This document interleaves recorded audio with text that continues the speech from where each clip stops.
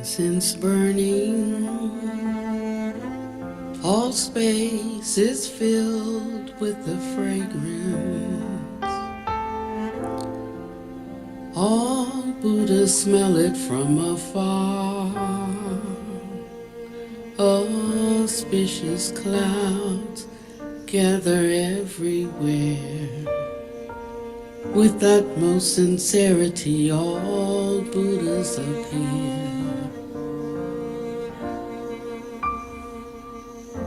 We pay homage and offer clouds of incense to the Bodhisattvas and the Mahasattvas. We pay homage and offer clouds of incense to the Bodhisattvas and the Mahasattvas. We pay homage, we offer clouds of incense to the Bodhisattvas and the Mahasattvas.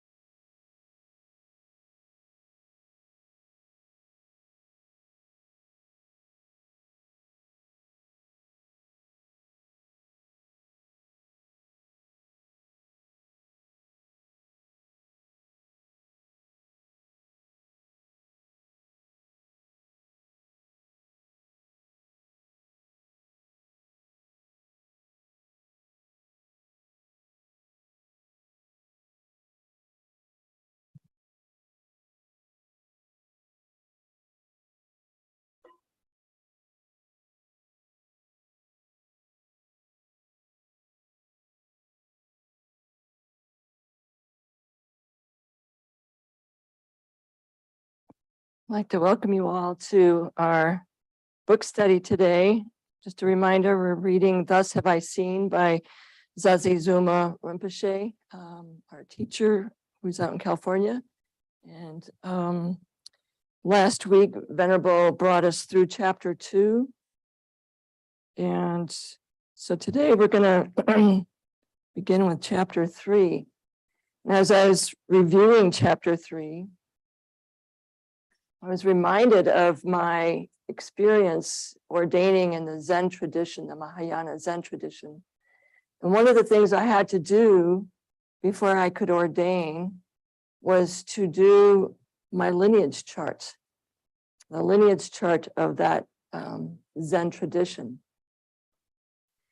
And I had to do it on a very long piece of paper and exactly right, as is the Zen tradition. And it took a long time because we printed this name after name after name after name after name after name after name. It's a long lineage just in the Zen tradition, just in the Zen tradition. And I think when we study, or at least it was my experience back then, when we begin studying Buddhism and this faith tradition, regardless of whether you're in the Zen or the Tibetan or whatever lineage you begin your process, we pick up right with Shakyamuni. And we read the suttas from him. And so it's with great respect and awe, basically, that I look at chapter 3 and 4 in this book. And we have the lineage here that Master Zazi has talked about in chapter 4. And if you just even look at this, and I don't know that, but probably from the Zoom camera, you can see that it's not just 1 or 2 or 3 people. And this is just in this particular tradition. So as if you've got the book, as you read it, please keep this picture in mind and keep in mind how we got here, how we got here sitting here in this moment. Thanks, Santi. I mean, it's pretty remarkable. And is it any wonder that Buddha Master in his reincarnation is Dorji Cheng Buddha III has been able to correct some of the translations because it was an oral tradition. And being an oral tradition, as we may remember playing phone call or what was that called? Where you whisper something to somebody and then they whisper it to somebody else and then telephone. And then by the time you get to 3 or 4 people, it's already a very different message than where it started. And so it's incumbent on us to really look at that, the suttas through that lens. Not that it's false, but that we are really working with oral tradition that has been handed down and in different cultures as well. So with chapter 3, she talks about starting, and this is, again, she starts right away saying sometime during 2004 or 2005. Do the math, that was a while back. Who knew that we'd be saying 2000 was a while back, but now it is, we're 2022, that was a while back. That so he was already there, she was already engaging with the Buddha Master then. I came upon the idea of visiting every state in the union and introducing my Buddha Master, H. Dorji Cheng Buddha III, to people there. So we were just getting his introduction then, 2004 or 2005. And that's not out here on the East Coast, that was on the West Coast. So Master Zazi was able to look at being able to say, we need to spread the word to the Western minds. And as we go through chapter 3 and chapter 4, I'm being hopeful that we'll get to chapter 4 today, but think about that. Think about what it took to get the information about Buddha Master out here. And then it took Master Zazi's willingness and perseverance to step up and say, yeah, we're going to do this, we're going to bring it out. And that was really Buddha Master's request when the times that I was out there with Venerable to bring the Dharma, the Buddha Dharma, to the Western world. And that's not an easy ask in the United States for sure, because most of us haven't really looked at the Tibetan Buddhist and the Vajrayana Buddhism, which is asking us to really stretch our understanding, our belief systems, and our willingness to step into this study. So she says she wanted to introduce the Buddha Master, Dorji Chang Buddha III, to the people out here in the West. I wanted to do that out of devotion to my magnificent Buddha Master and to introduce the correct Dharma to Americans who might have the karmic affinity to learn it. And that's the other piece. The karmic affinity to be able to step into this and be willing to step into this. And if there's the least inkling, my thinking is you have that karmic affinity. You're sitting here today. You're willing to step into it.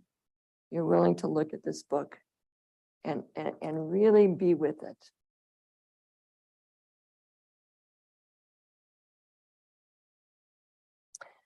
I wanted to do this so they may acquire good fortune and wisdom and be liberated from suffering. At the time, we had no books about the Buddha in English. We had nothing in English that we could use to introduce the Buddha to non-Chinese speaking people. We also didn't know yet that our Buddha Master was in fact an incarnation of Dorji Chang Buddha.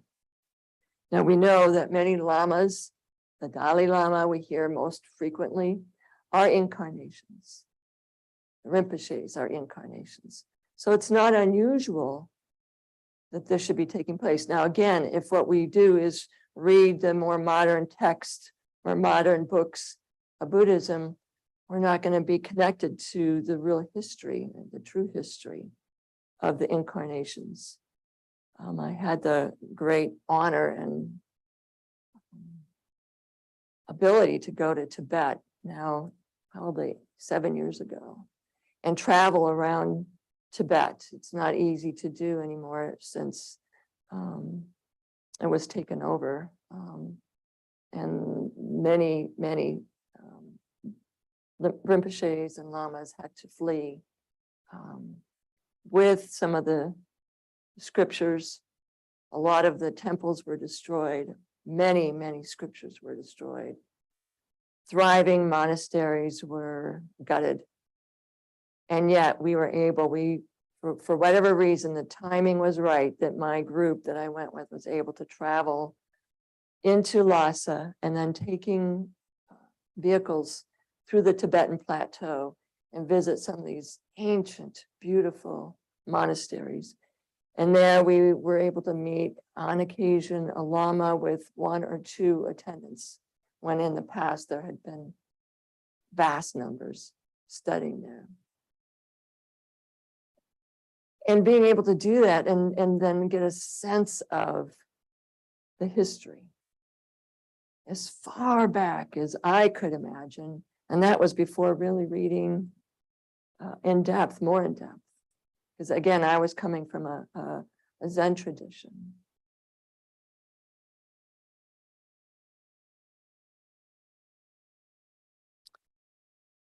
At the time, my plan was to find the major temples, retreat centers, Dharma centers, and or other suitable locations and visit them to tell them about my Holy Master. When I first presented the idea of trying this out at the local Unitarian church in Pasadena, where I used to be a member, my Buddha Master supported the idea.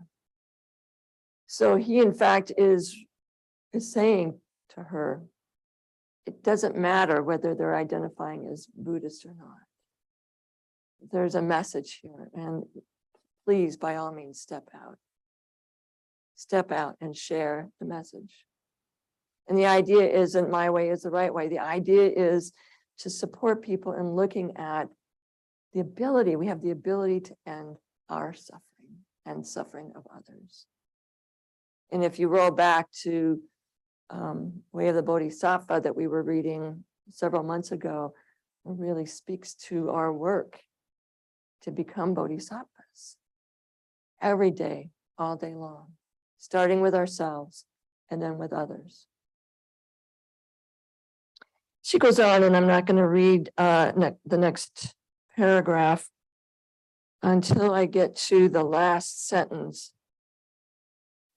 I already knew my master was no ordinary master and that he had to be a very high holy being, but I had no idea that he was an incarnation of the Supreme Buddha Dorje Chang Buddha, even though my Buddha master kept chiding me and telling me, you don't know who I am, do you? Indeed, I did not, but I was quite concerned over the remark. Earlier, my Buddha master had told a story about his master, great Dharma king Zhu Sheng, who was a manifestation of the Mahavajrana Buddha. His master had once told his disciples the same thing. You don't know who I am, do you? And that really is quite wonderful. When our egos are thriving, we want you all to know who we are. My name is Soma. My name, I do this, I am that. But he is sitting here as a great holy being and simply saying, you don't know who I am, do you? And so she goes on to talk about, I really wasn't sure about all this. And yet she kept stepping in and kept stepping in and kept stepping in. So she goes on to say the exhibition that they had was well received. And it was decided to further expand the exhibition, now having 21 categories of achievement in honor of the 21 Taras, and move it to Huazhangzi, or Coral Red Gothic style temple in Mission District of San Francisco that opened on December 26, 2004. So she's talking about an exhibit that they put together to share. We can't just go with what's being said. We want to show people. Maybe now with seeing, we can believe. Two publishing companies decided they wanted to publish a book documenting the accomplishments of the Buddha and further expanded the scope to include 30 categories of accomplishments. Later on, she describes what in the Tibetan and Chinese tradition they do in order to identify lamas and rinpoches. It just doesn't get crowned, you're this. It actually, there's some requirements to determine what that is. And she goes into great detail further in the book. While work on this publication was underway, I asked the Buddha how we should explain the Buddha Dharma that we were being taught to Westerners. The result was the now famous discourse, What is Cultivation? What is cultivation?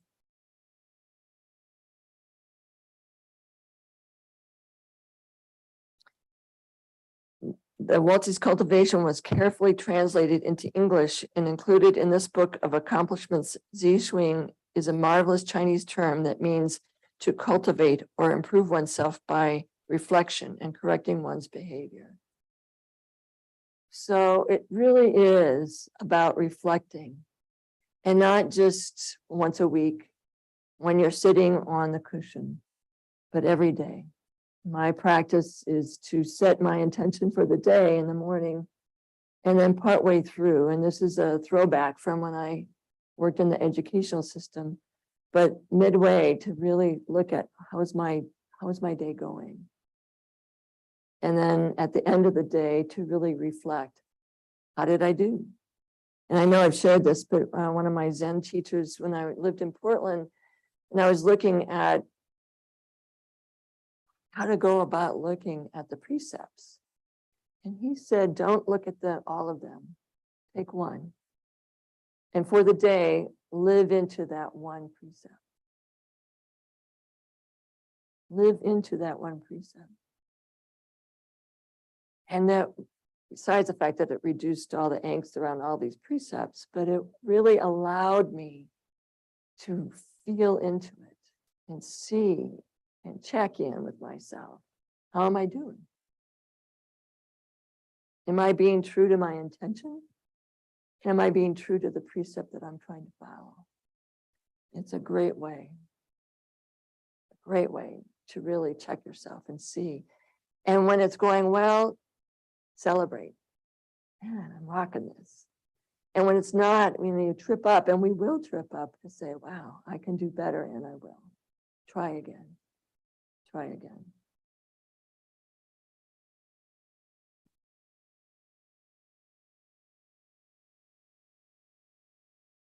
So what is cultivation? And we did find some additional books here. I think they're in the library. So if you don't have a copy of it, it's just a very thin little booklet kind of book.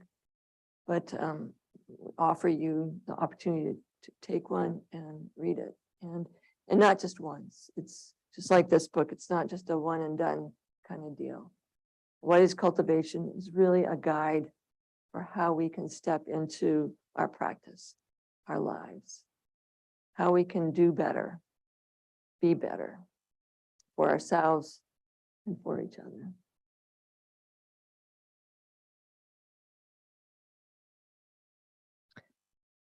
So what this is, again, what is cultivation? Is to cultivate or improve oneself by reflection and correcting one's behavior.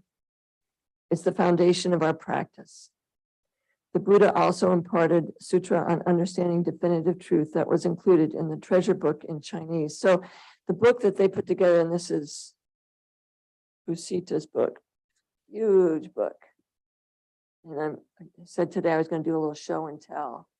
And so this is a book that Venerable has and Usita has. And it really is, this is the book that Master Zazi brought around the country to temples and ashrams and churches. And it really gives detailed accounting of the Buddha Master and a great reference to who we're working with, who we're studying from.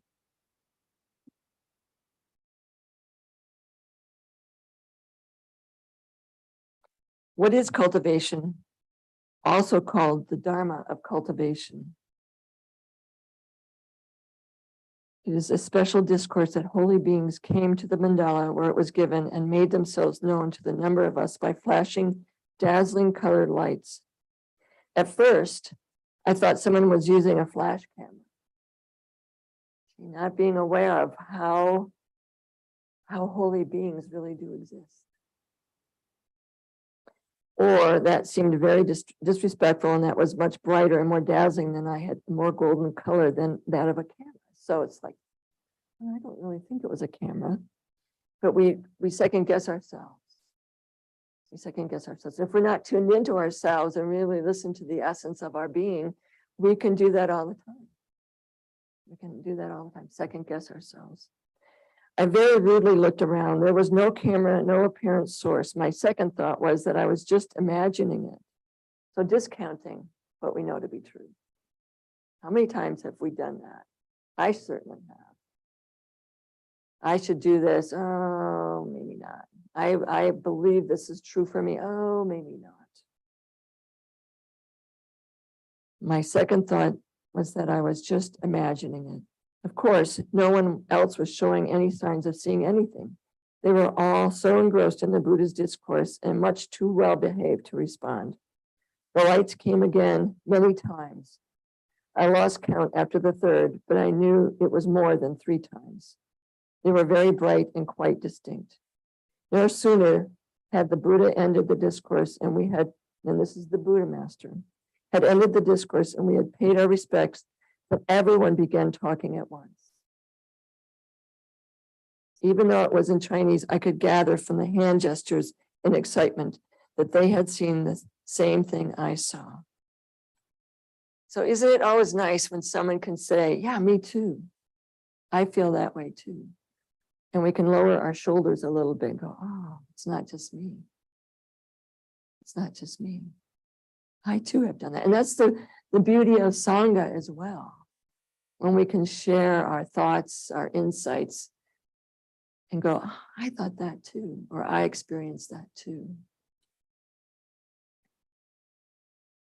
There was no doubt that holy beings had come to listen to this very important discourse, and they were very pleased and showed their joy by blessing us with their presence. The Dharma of cultivation, being blessed by holy beings. Wow, I don't know about you, but that is pretty remarkable. Pretty remarkable. For a short period of time after that, these lights would miraculously appear. Once I saw them flash most auspiciously when Buddha was talking to Venerable Gadu Rinpoche. At that time, the holy beings were indicating approval of the design proposed for the cover of Treasury of the True Buddha Dharma, this book here. These were truly blessings from another dimension. They were the manifestations of the Buddhas and Bodhisattvas who came to show their respect to our great Buddha Master. Let that settle for just a minute. After a preliminary draft of this book was compiled, it was sent to a high-level Buddhist leaders, some who were world-renowned Dharma kings and some not, but all of very high spiritual esteem. Eventually, more than 100 wrote back to either recognize the Buddha Master as an incarnation of Dorji Chang Buddha, corroborate the recognition, or offer congratulations on the magnificent achievements of the Buddha. So in this chapter, she then begins talking about the 5 vidyas, and Venerable has begun speaking, not just begun, but has referenced it and begun speaking more. And as we look at developing the Learning from Buddha Academy, we're looking at really stepping into these 5 vidyas: sound, art and craftsmanship, healing, causal or logic, and inner realization. Again, those sound like pretty high, extremely high reaches for us. And yet, my guess is we are doing these every day and not recognizing it. Not recognizing it. So what this is really doing for us right now is helping us to look at ourselves. What do we do? I really enjoy writing. I've taught writing classes. I've used writing and poetry as a way of looking deeper, self-reflection. We've certainly seen the music being developed here with Dharma Voci. We've done a lot of things, and at the end of this class today, we're going to, even though we talked about it, I think it was 2 weeks ago, we're going to actually see the video that the Dharmacharya class put together at the end of their retreat and at the end of their ordination. That particular, and I'll let Santi talk a little bit more about that, but that particular activity, that experience encompassed all of these vidyas. And had we not been talking about that and learning that, we wouldn't have recognized that.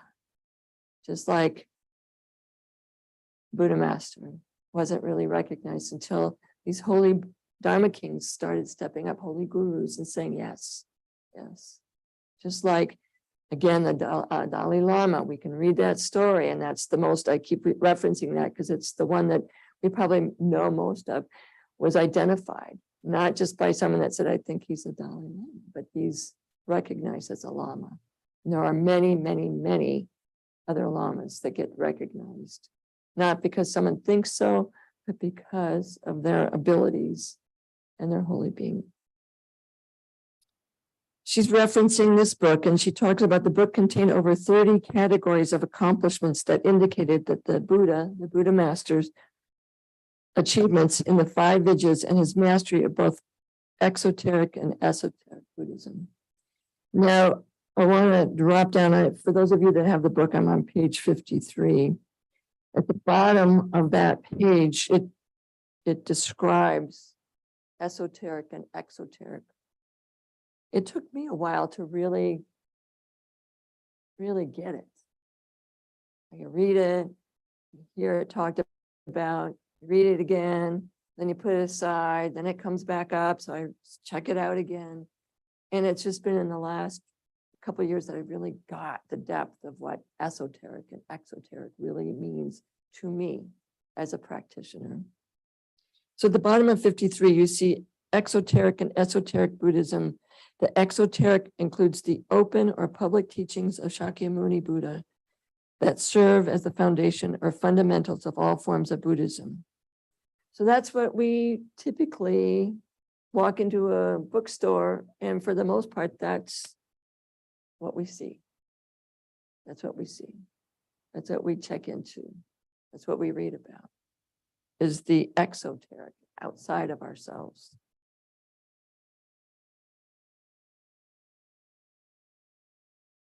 Which goes on to say, the esoteric includes everything in the exoteric, plus certain secret practices that are usually only transmitted orally from master to disciple. So it's a transmission that we get, it's a transmission that we can get. And in my studies over the years, between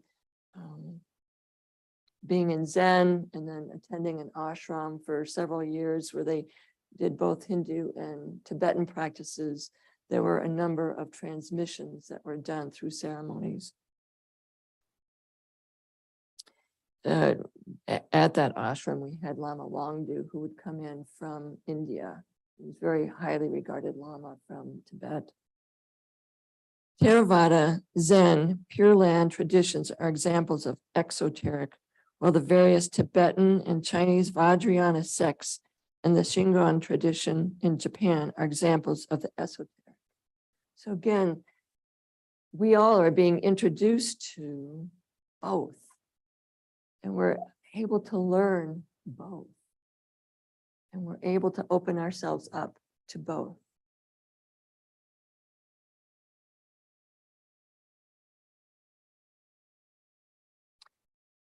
So given that basis, that foundation of esoteric and exoteric, and having just described that Buddha Master became accomplished or was accomplished in both esoteric practices, the 5 vidyas, sound, art and craftsmanship, healing, causal or logic, cause and condition, and inner realization. These accomplished Buddhist leaders looked at the evidence of what Master Wan Ko Yi had done in regard to craftsmanship, creating beauty and joy in the arts in the area of technology. His paintings sell for millions of dollars. A recent auction sale of one painting sold for the highest price per square foot of any Chinese painting in history. There have been several museums constructed to showcase his work in both China and now in the United States. And we were privileged to go to the museum in Pasadena and look at Buddha Master's work. And the time we went in August, it was my second time there. And just like everything else, it was the second time to see this incredible work. And what I saw the second time wasn't vastly different, but it was different in how I received it, And you shake your head and think, how is this possible? That someone could do this. And it wasn't just someone. It was a holy being that could do this work. The paintings, the sculptures. It's mind-boggling. They looked at what the Buddha had done in regard to healing, both humans and non-humans, as well as fixing broken, inanimate objects. Have you ever done that? Have you ever fixed a broken? We do that around here all the time. Do we think of it as a vidya? Maybe now we are, but I think at the time it's like this. Maya and I fixed the curtain between the kitchen and the cafe. It took us hours to do that. Fixing. I didn't think of it in terms of a vidya. I just didn't even, I was think about it how I just don't get this. But we stepped in and did it together, supporting each other.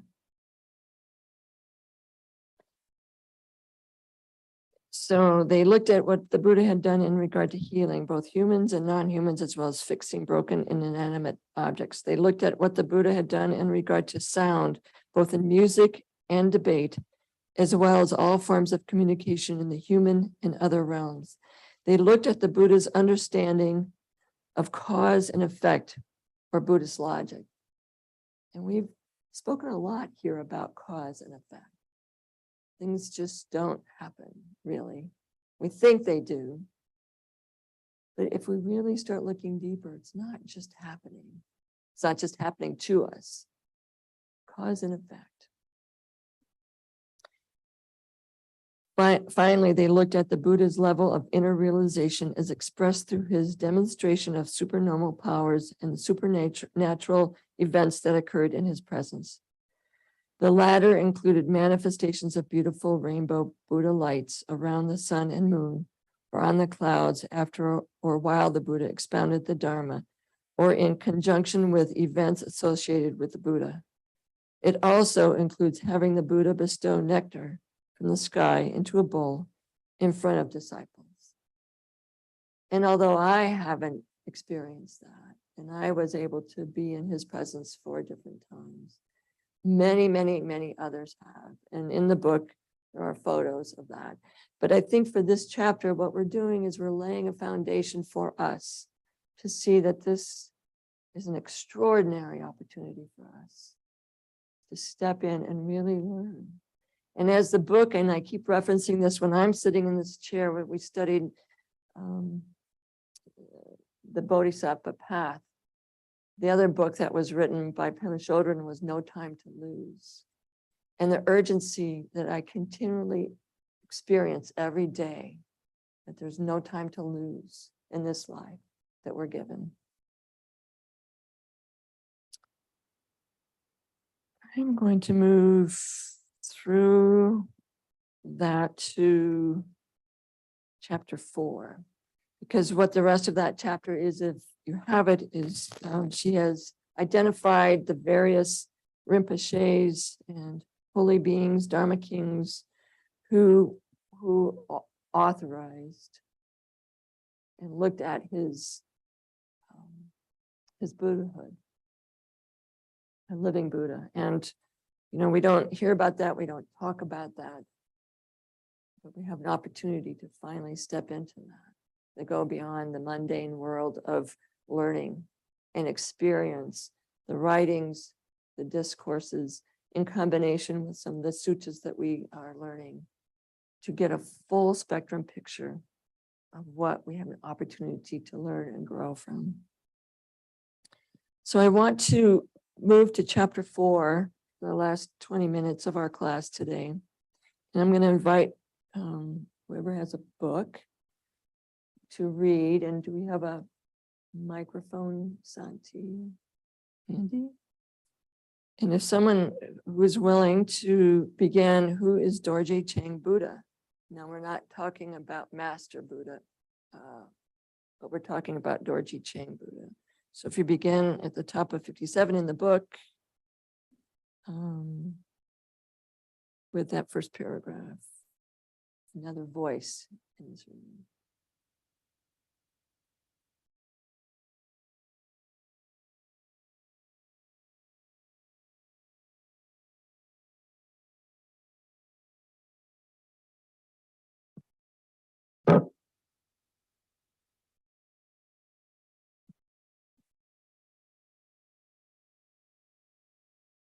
Let us start by looking at just who Dorje Chang Buddha III is.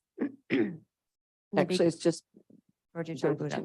In the beginning of beginningless time, there was only the primordial Adharma Buddha or Dharmakaya Buddha. Everything was boundless and everything was silent. And just stop there for a second.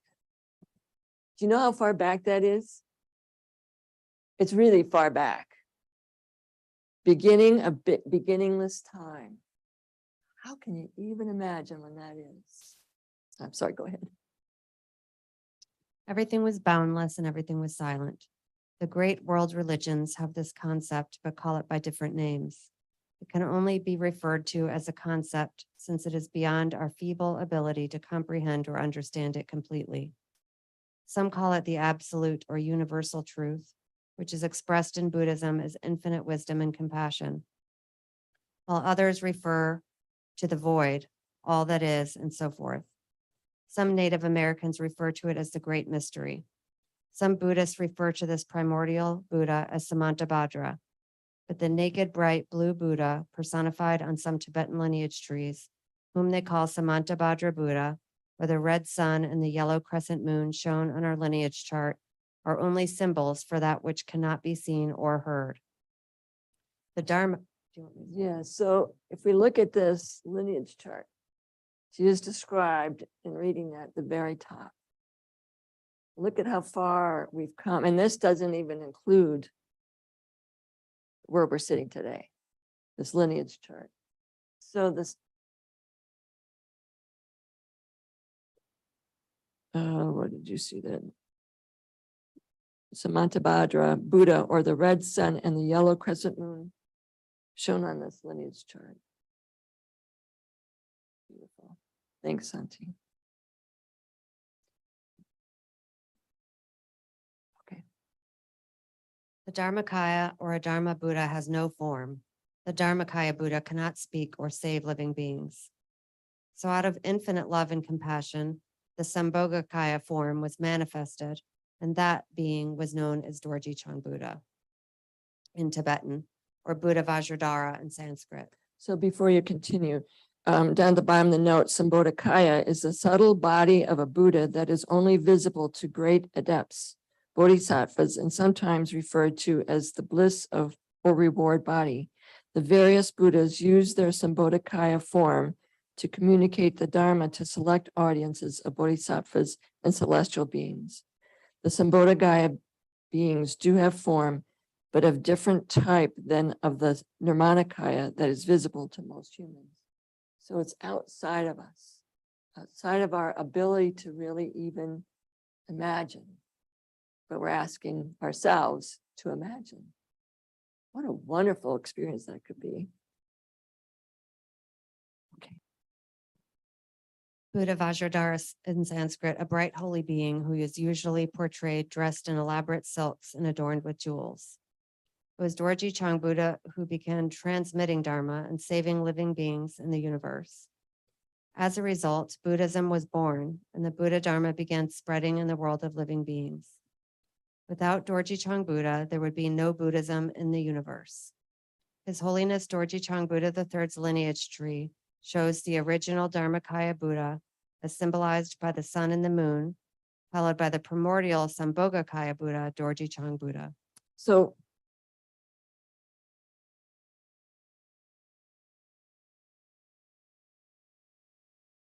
here we are. This is H.H. Dorji Chang Buddha III.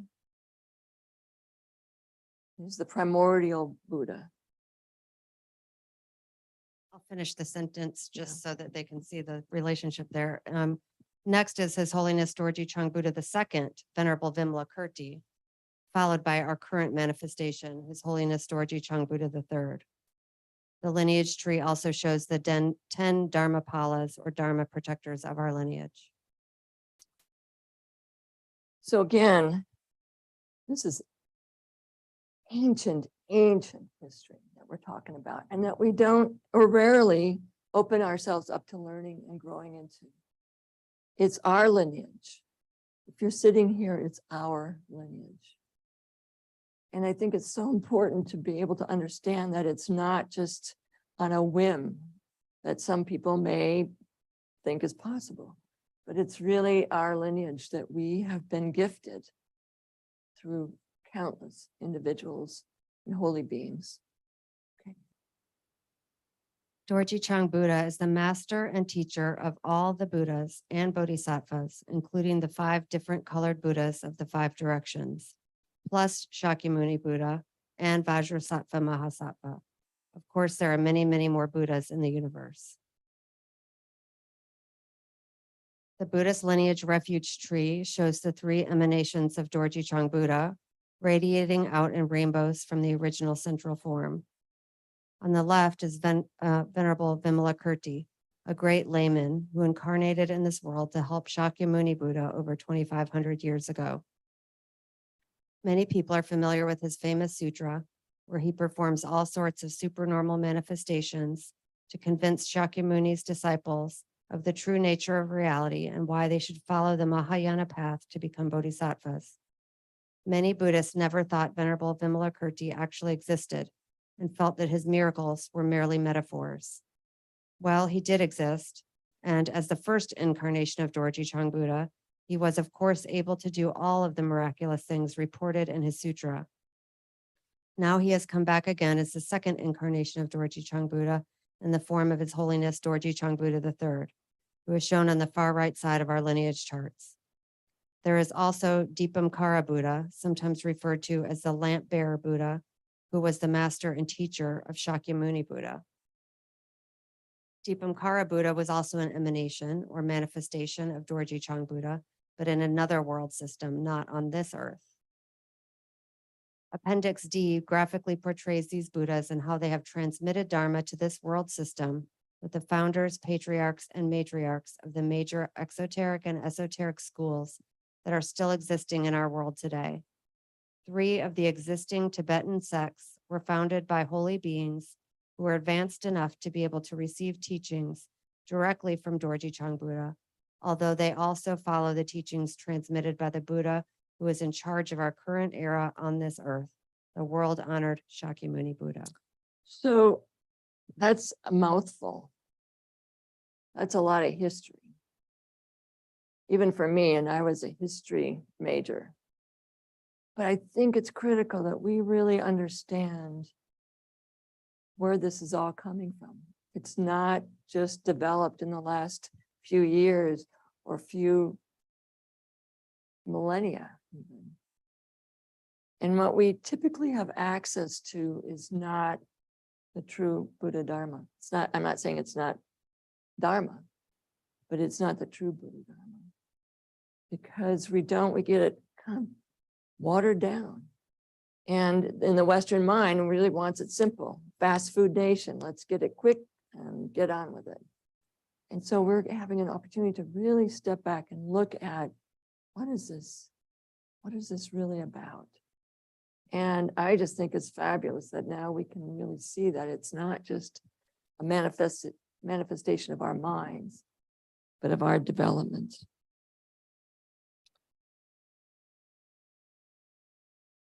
Okay, someone else want to continue reading?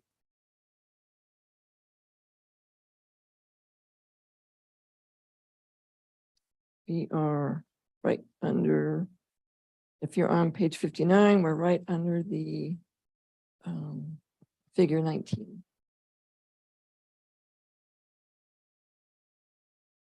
Thanks, Basita.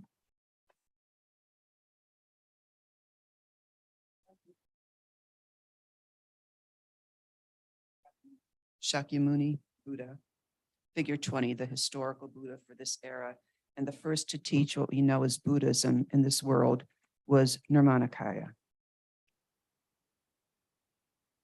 Nirmanakaya Buddha, when he walked on this earth 2,500 years ago. His Holiness Dorje Chang Buddha III is also a Nirmanakaya Buddha.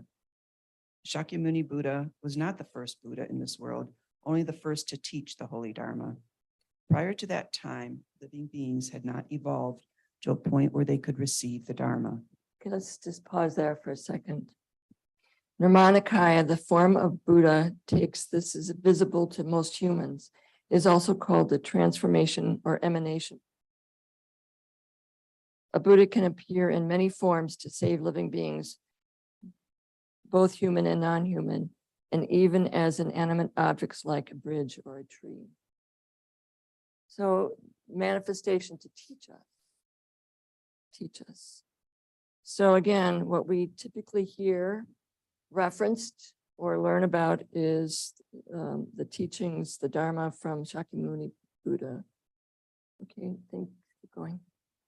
However, H.H. Dorje Chang Buddha III is not the only current manifestation of a great holy being.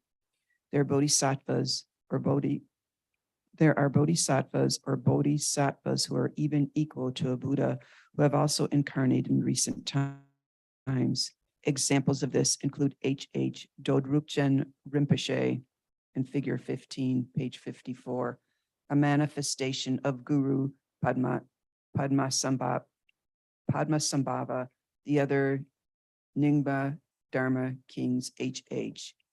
Panor Rinpoche, figure 5, page 26, mentioned earlier, who was a manifestation of Vajrapani Bodhisattva, and H.H. Trulshik Rinpoche, a manifestation of Maitreya Bodhisattva, and the Kagyu Dharma King H.E. Shamarpa Rinpoche, figure 18, page 56, was a manifestation of Kuan Yin Bodhisattva, just to name a few. They were among the many Buddhist leaders who recognized Master Wan Ko Yi as the true incarnation of Dorje Chang Buddha, the highest Buddha in the universe.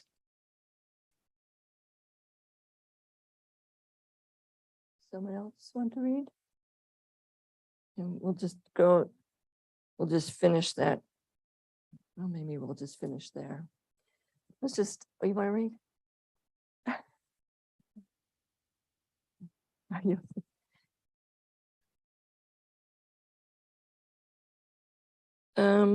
Let's just stop there because I do want to show the video. But I want to just really give us an opportunity to sit with what we just read. That this is a very, very, very old history beyond our imagination. And that is such an incredible thing to be able to really sit with. So I invite us to really be with that, understand that. If you have a chance before you leave, come on up and look at this book, look at our lineage chart, and just let this sit with you a little bit. Santi, can you just speak a little bit about the exercise we gave the Dharmacharyas and your experience briefly about that in the 5 Vidyas? Thank you. I think Maya's got the microphone.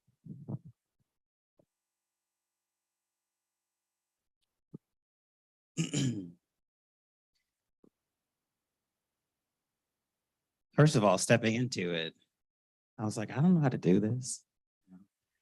I don't know how to make sure that all 5 Vidyas are being expressed through this creation that we're going to do. And I don't know enough, but what I found is what I knew was enough as long as I was open to what else could present itself, And so in the process, I guided in that kind of a way. So I essentially was the creative director of this project. And I guided in that kind of a way that what we have is enough, and then we can open to what other possibilities there may be. And within those possibilities, something can fill in because we've created space for it. And so we broke up into 5 groups, and we had people so we took a song that was actually created by me and an artist named Born I. We just created it kind of on a whim, just sitting in a space, and whatever inspiration came up, 2 hours later, we had a song. And then fast forward 3 or 4 months later, that song has a new purpose. I think Venerable just said 2 words from that song when we were on the phone call talking about it. And suddenly it started to make sense what we wanted to do with it, what the music was going to be, and then how we were going to create over it. We kind of started to map out. So I broke up everyone into 5 groups. There was a visual story group who took just the concept, the idea of a chicken and a phoenix. We gave everyone a chance to tune into what the chicken and the phoenix is in their own lived experience. And so from that, had this huge board of experiences. And the visual stories group, their project was to take all of that and now start to create a through line so that we had a video from beginning to end. So they had to take everyone's stories, siphon out the things that felt most important, and then turn that into a story so that we could record a video. We had a costuming group who only ended up having 2 hours to create the costumes for everyone, right? We had a group of runners who just stepped in whatever we needed, who could support what was happening. And we forget that that's a necessary part. I think sometimes we think that's a lesser part, but it's actually quite a necessary part. It's like as monastics, we can only do what we do because there are lay people who are out in the world who work in a certain kind of way that we can then be able to step in our spiritual practice. And so we had that group, and then we had editors who edited the video, and then videographers. So my way of stepping into it was to just allow something to happen, you know. I'm really good at that, you know. I've learned to be good at that. I wasn't good at that. But just allow something to happen, because we have this many minds in one space. You have the energy of the Dharma in this space. Something magical is bound to happen, you know. So I had faith in that. And I felt like my faith in that allowed them to maybe touch that within themselves if they didn't have that already, you know. And it's like Venerable talks about holding the space. And sometimes holding the space is just letting what's already within you shine in that moment so people can latch onto that same thing within themselves. And so it was something like that. And yeah, in the beginning, we didn't know what we were going to create. There was a little bit of, oh my God, how are we going to do this? And enough time. You're right, it was a lot. I was trying to dumb it down. It was a lot of like, how are we going to do this? We don't have enough time. And I would just say, something will happen. Something will happen.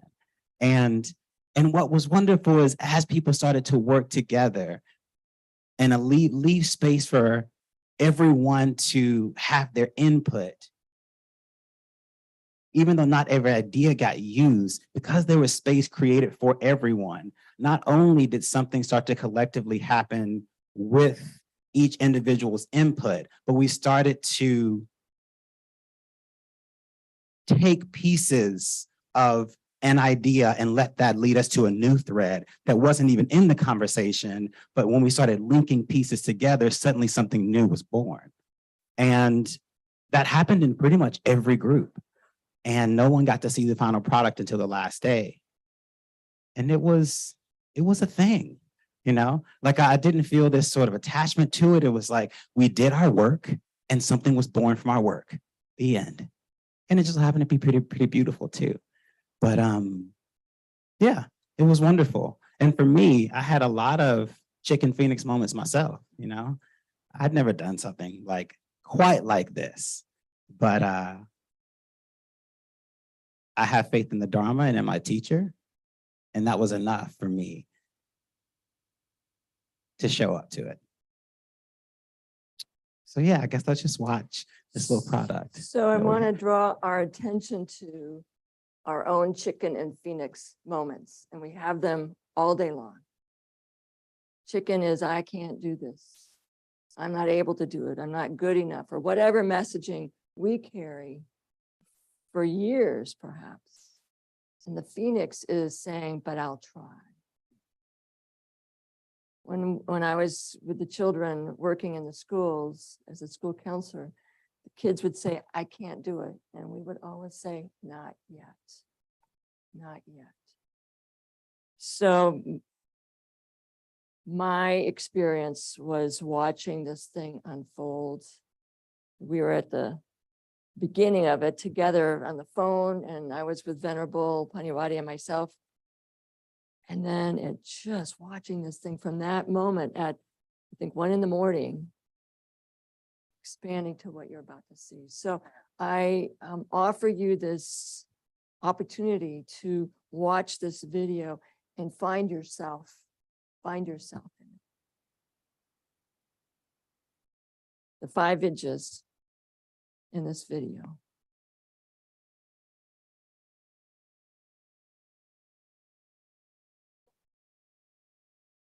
Yeah, it'll show up here on.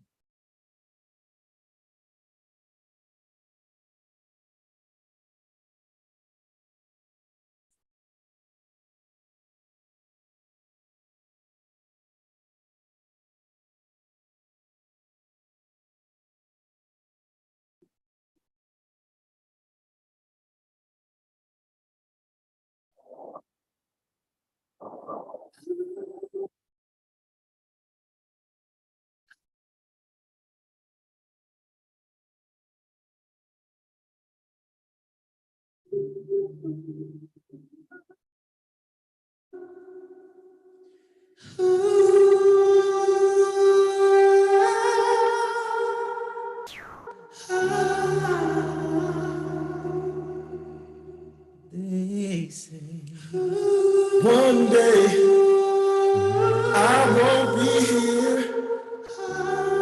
when I leave this world behind. I don't know where I'll go at the moment when I die. All I have to take with me are the things I've said and done. There won't be no place to hide. There won't be no place to run. Right now, I realize that my life is grace itself. Every breath is one more chance to reveal my higher self. So may there be love for you, and may there be compassion, and may I do only good in mind and word and action. We are not alone in this.